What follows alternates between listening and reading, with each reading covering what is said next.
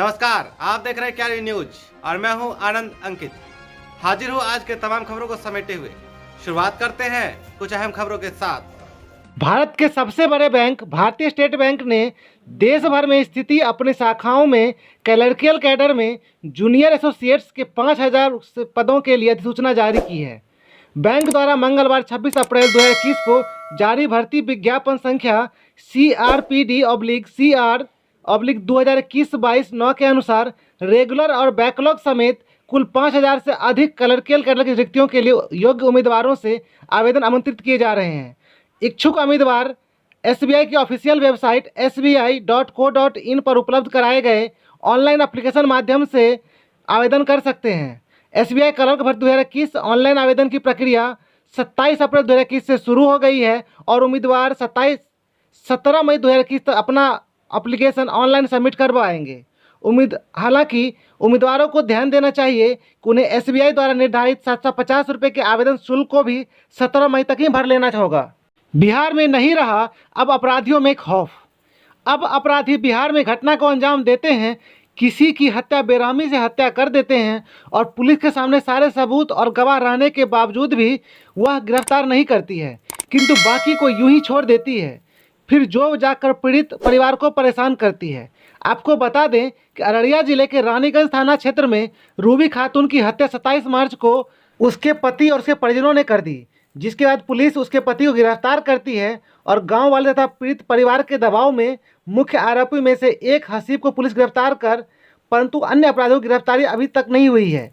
महत्वपूर्ण ये है कि अपराधी आज भी बाहर में स्वतंत्र घूमते हुए लगातार पीड़ित परिवार की न केवल पिटाई करते हैं, साथ ही केस वापस लेने की दबाव भी बनाते हैं और साथ साथ उनके फसल भी खराब करते हैं, कहीं कहीं जला देते हैं। आखिर प्रशासन कब तक मौन रहेगी और कब तक किसी गरीब को न्याय मिलेगा? आपके साथ परेशानी हमारे साथ ये है कि जो हमारी बहन रूबी खातून, जिसको 27 मार्च की रात में जला के मार दिया जाता है, उसके कुछ दिन के बाद यानी हफ्ता 10 दिन के बाद उसके शौहर की गिरफ्तारी होती है, जिसमें हम लोग उसमें नामजद 7 आदमी के ऊपर FIR कराए थे। 7 आदमी में से सिर्फ उसके शौहर को गिरफ्तार किया जाता है। उसके बाद जब हम लोग पुलिस पे दबाव बनाते हैं, पुलिस आती है 24 अप्रैल को पुलिस आई, जिसमें सबसे षड्यंत्र रचने वाला, उसको मारने वाला उसका बड़ा अब्बू, जो लड़का का बड़ा अब्बू हसीब है, उसकी गिरफ्तारी होती है। जैसे उसकी गिरफ्तारी होती है, उसके परिजन की तरफ से हम लोगों को धमकी मिलने लगती है। धमकाया जाता है कि तुम ये केस को उठा लो, हसीब को बरी। किनके द्वारा धमकी दिया जा रहा है? हसीब का परिजन, जो रूबी का कातिल है, जो सब रूबी को जला के मारा, उसका परिजन सब। तो क्या दिक्कत है? हम लोगों के ऊपर बार बार धमकी देता है हम लोगों को कि केस को उठवा लो, वो हसीब निर्दोष है, हमारा सब निर्दोष है, ये है वो, उठवा लो, न तो हम तुम्हारे साथ बहुत बुरा करेंगे। देखो अब तुम्हारे साथ हम लोग क्या क्या करते हैं। वही सुबह उसका जो परिजन गेहूं में जाके आग लगा देता है। आग लगाने के बाद हम लोगों के ऊपर आवेदन दे देता थाना में जाके। सुबह में आग लगाता, शाम में उसका रूबी का जो बाप है, जिसकी बच्ची को जलाया गया, उसके बाप को बुरी तरह उसका परिजन बाहर निकलता, उसको कहता कि केस उठवा लो, नहीं तो जान से मार देंगे। वो बाती होती उठा के बहुत बुरी तरह मारने लगता है। इतना बुरा मार कर उसको बेहोश कर दिया, जिसमें हम लोग डॉक्टर के यहाँ रानीगंज हॉस्पिटल गए। हॉस्पिटल जाने के बाद हम लोग थाना में जाके FIR भी कराए। FIR कराने के बाद उसके लिए पुलिस तो नहीं आती है, ये हल्का सा जो गेहूँ जला के, जो हम लोगों को फंसाने के लिए गेहूँ जलाता, उसके लिए पुलिस आई है। और पुलिस आने के बाद आके हम लोगों को पूछताछ की, तो मैंने बोला सर, अगर हम लोग ये इस गेहूँ को जलाते, जैसा करारी का मौसम है, गर्म मौसम है, अगर हल्का सा तीनी मारते तो पूरा खेत जल के। कितना खेत में गेहूँ लगा हुआ था वहाँ? करीब 10 से 12 कट्ठा में गेहूँ लगा हुआ है। कितना जला हुआ है? जला मुश्किल से 2-4 मुट्ठी को इधर उधर रख के जमा करके जला दिया गया। ऐसा मौसम है कि पूरा गेहूँ अगर हम लोग जलाते तो पूरा गेहूँ जल के खाक हो जाता, मगर ऐसा हिसाब से जलाया, थोड़ा सा यहाँ जला दिया, थोड़ा सा वहाँ। अभी भी खेत में गेहूँ रखा हुआ, पत्तन खिड़ा हुआ, लगा हुआ भी है। तो आप खुद जाके देख लीजिए। सरकार और बड़े पदाधिकारी से क्या मांग कर रहे हैं?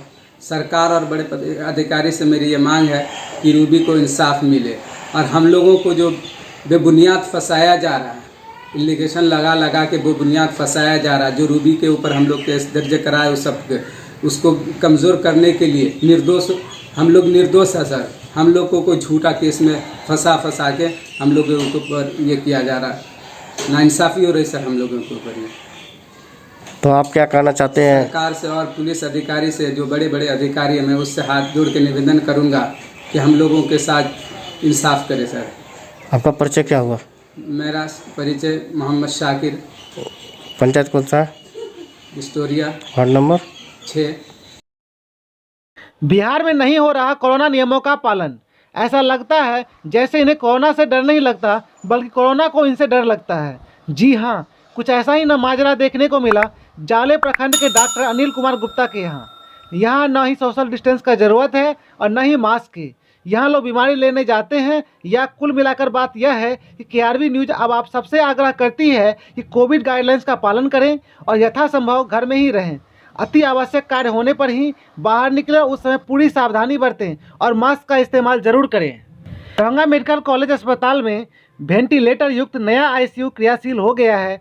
जिलाधिकारी डॉक्टर त्यागरंजन SM के पर्यवेक्षण में नए ICU के 8 बेड को क्रियाशील कर दिया गया, जिनके 2 बेड पर 2 मरीजों को रखकर ड्राई रन मतलब पूर्वाभ्यास किया गया और यह सफल रहा। दूसरे कमरे के ICU को भी क्रियाशील करने का प्रयास जारी है। नए ICU के क्रियाशील हो जाने में अब DMCH वेंटिलेटर युक्त बेडों की संख्या में इजाफा हो गया है। इससे कोरोना मरीजों को बड़ी राहत मिलेगी। बढ़ते कोरोना संक्रमण को देखते हुए बिहार सरकार के क्राइसिस मैनेजमेंट ग्रुप यानी CMG ने यह निर्णय लिया है कि अब नाइट कर्फ्यू का समय बढ़ा दिया गया है। शाम 6 बजे से सुबह 6 बजे तक जारी रहेगा। सभी दुकानें जिन्हें शाम 6 बजे तक खोलने की अनुमति थी, शाम 4 बजे तक ही खुलेगी।